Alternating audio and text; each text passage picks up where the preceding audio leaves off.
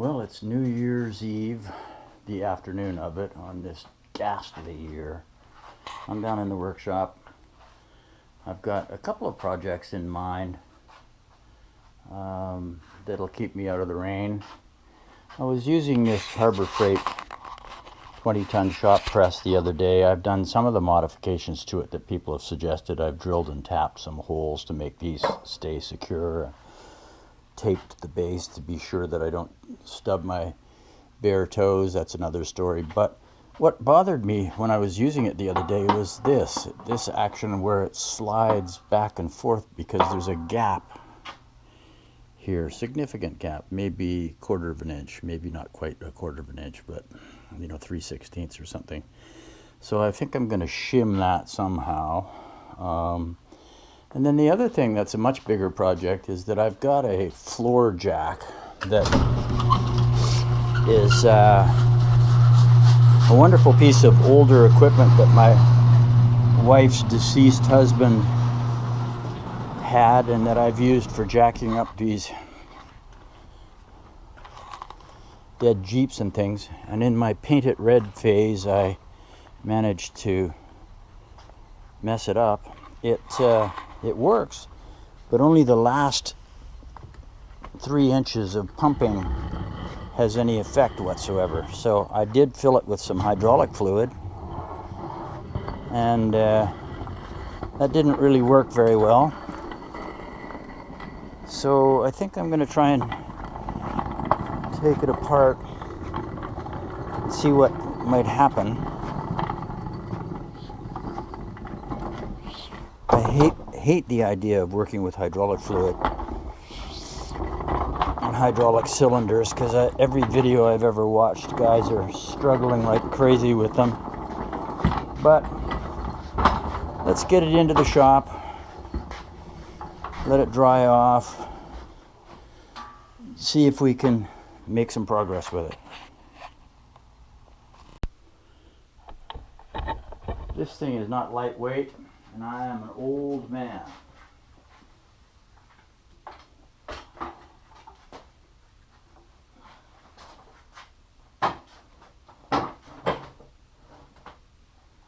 But it's up. Probably need chocks, which I don't handily have available, but possibly something like this might work. Better than nothing. And let's go do some exploration on this. Well, it seems to have been made by Blackhawk in Milwaukee, Wisconsin. Sadly for me, the data tag, I painted over it, and I'm going to just try and manipulate that as best I can. The handle does seem to work if I loosen it off. Well, I loosened off the hydraulics. I may have to put the camera down and... Oh, there we go.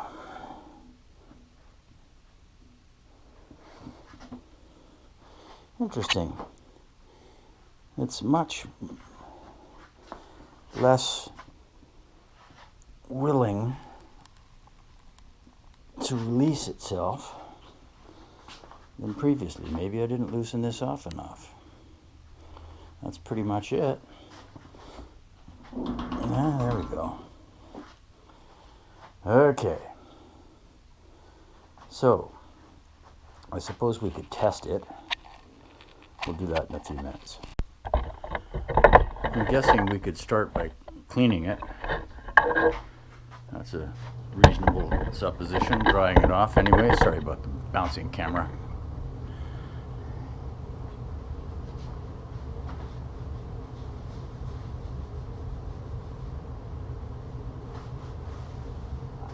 All of a sudden it occurs to me that the brass cleaner that I've got somewhere up on the shelf over there might be exactly the perfect item. Clean off this brass plate. Look at that.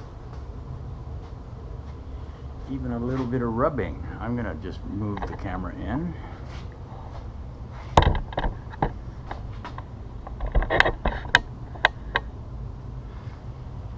Even a little bit of rubbing seems to clean this off, which is great.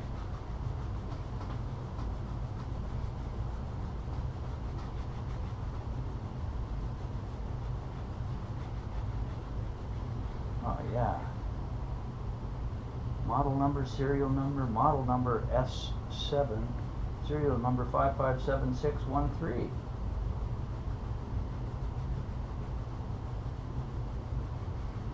I'm gonna have to do some Google searching and see what we got for a rebuild kit for the cylinder.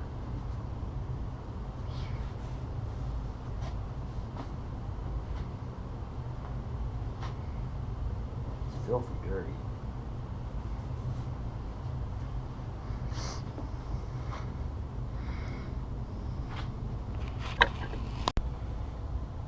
I don't know if that'll focus in or not.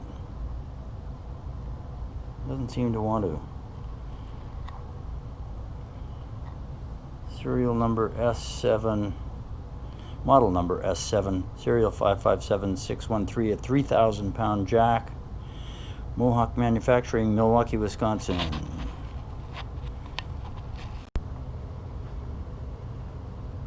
Well, in the strangest of surprises to me,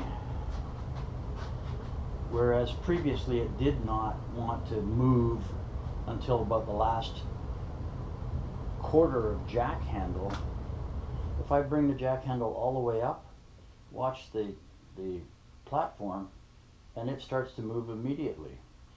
Maybe that fluid that I put in 6 months ago or 4 months ago has finally settled out. And because that's the case, and it never did sag, it would always hold the load.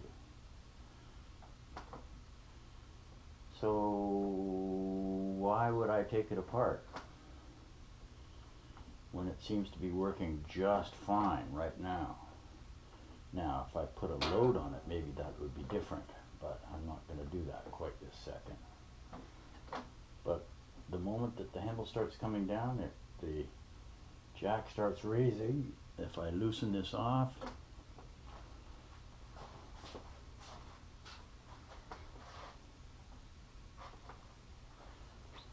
loosen it off even more perhaps.